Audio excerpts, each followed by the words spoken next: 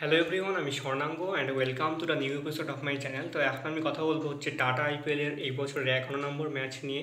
যে ম্যাচটা হয়েছিল হচ্ছে 30শে মার্চ লখনৌ সুপার জায়ান্টস এবং পাঞ্জাব কিংসের মধ্যে। এবং এই ম্যাচটাতে এলএসজি একটা চরম রান করেছিল, যেটা ছিল হচ্ছে 199 রানের একটা ইনিংস। 8 উইকেট হারিয়ে তারা 20 ওভারে বানিয়েছিল এবং এখানে কুইন্টন ডিকক 54 রান করেছিল, সেটা একটা দারুণ। এবং এইখানে পাঞ্জাবের স্যাম কারণ 3টা উইকেট নিয়েছিল।